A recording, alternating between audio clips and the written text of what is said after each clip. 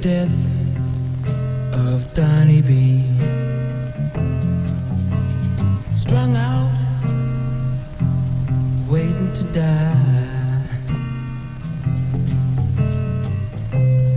Nothing to laugh at, no one to cry. Just another dirty gray day in the death of Donny B.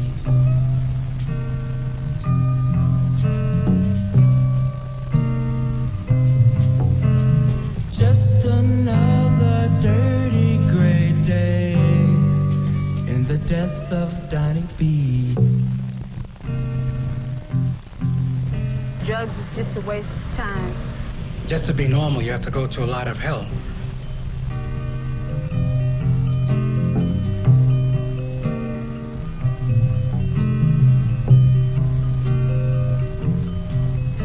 It's like suicide, jumping off a bridge.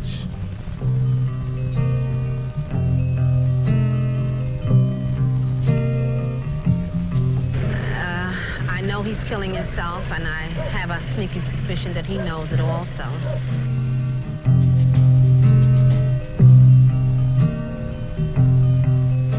This is one of the places where you usually find a junkie. This cold, narrow, steel barred cell. You'll see him in here, double up in pain, sweating it out, waiting for tomorrow.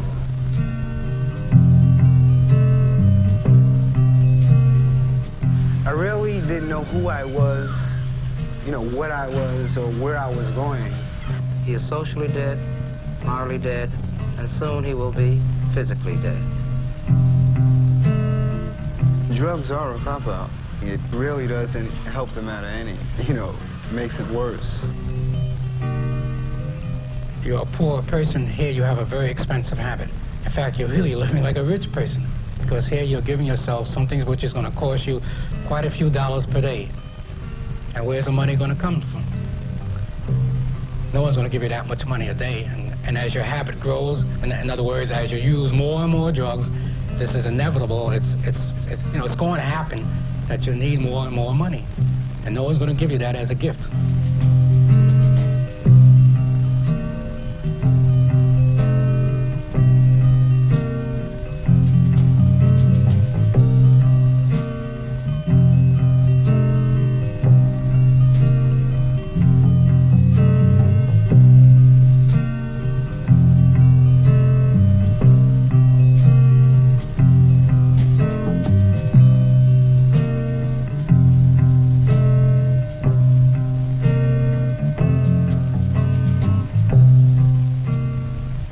No one is going to have to be sorry for you and give you money just to be giving you money, but because you look sick, because your habit is coming down on you. You're going to have to get the money somehow, so you're going to steal.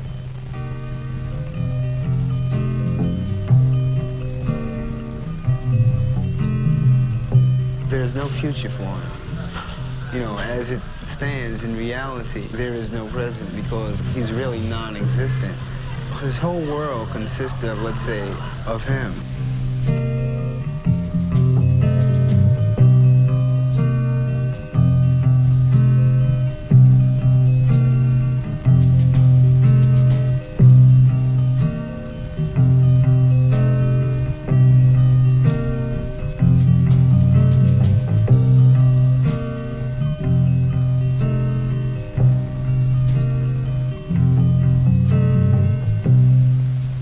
The economic crisis consists mainly of the hassle of trying to get that dollar, stealing, lying, cheating their friends.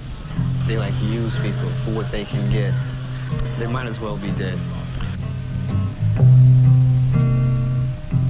My husband has been around this problem quite some time, and when it hit our family, at first, it sounds so cruel for my husband to say, well, I guess I better go out and get some more insurance out on him, because since he doesn't give a damn about his own life, at least we can make some money from him. And I thought this was very cruel to have my husband say something like this. But then when you sit down and think about it realistically, this is exactly what he's doing. what has to happen, the addict has to like change his present view that he has of himself. If he doesn't, he will remain a walking corpse. And until this thing happens, he will continue on this path to nowhere. It's a day in the death of Donny B. Can't see a blue sky above. Can't feel the raindrops. Can't feel the sun. Can't know a lover. Couldn't have one. Can't feel the snowflakes. Can't work or play. Too busy finding a fix for the day. Just another weary, worry day in the death of Donny B.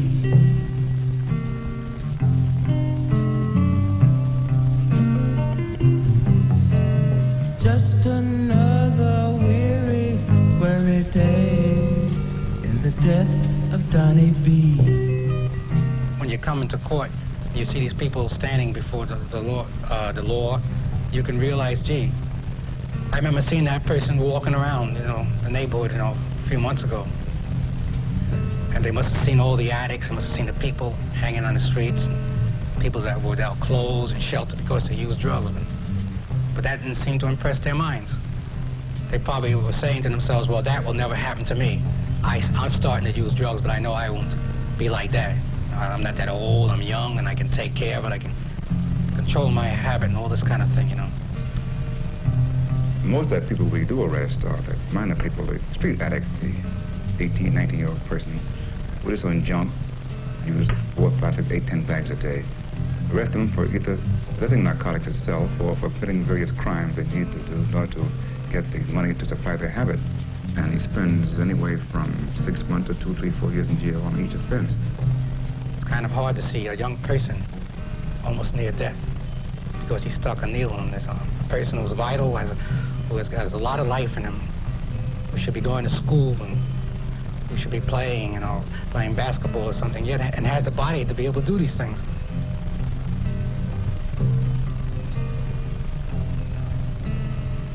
This happens time after time. Seeing even teenagers almost dying, fighting death. Many people stand around in the crowd, and watching this person if they see this kind of thing, and there's not too much sympathy for it. This is a different kind of death. He's sleepy, his nose is running, he itches. He feels cold, he feels hot. He doesn't even know what the sun really looks like. He's literally living in a world of illusion. He's like a zombie.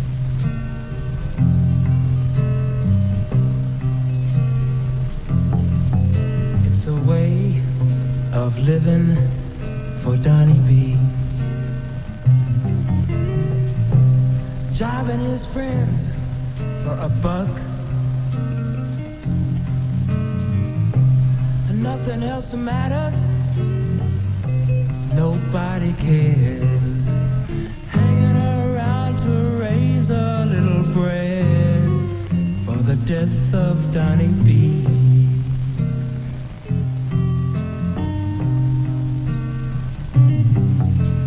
Hanging around to raise a little bread for the death of Donny B.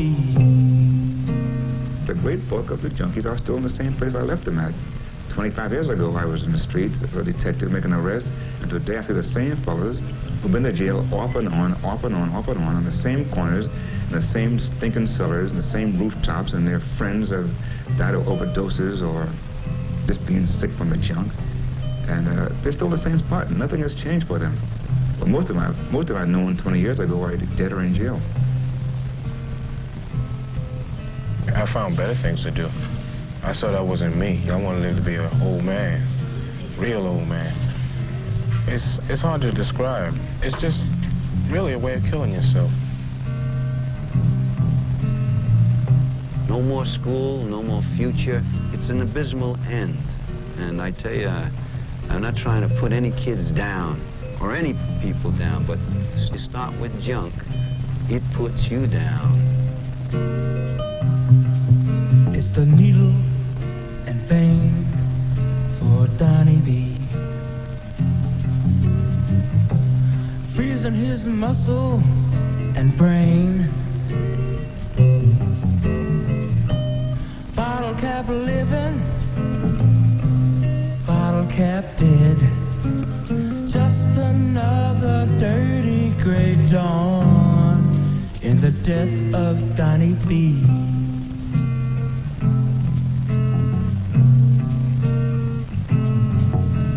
Just another dirty gray dawn in the death of Donny B. So it's a pretty rough story. There's no easy way to tell a guy, don't take it because you get jaundice, because you get syphilis, because you die. No, he doesn't want to listen. This guy knows everything about dope. The only thing he doesn't know that when I see them in the autopsy room on a Monday morning, you see this fish-eyed look, looking up at the ceiling. It's the end of the road. And then you got to call the old lady and his mother and tell her to pick up the brown paper bag up front and take all his clothes. That's the end of the road for her boy. And then she says, why? Why? Goodbye, Donny. You're feeling no pain. Messing up your life with that needle and vein.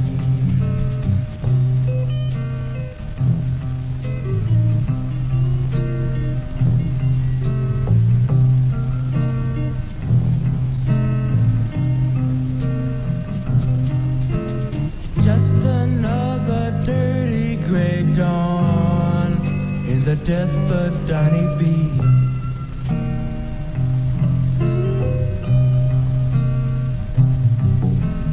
Just another dirty gray dawn in the death of Donny B.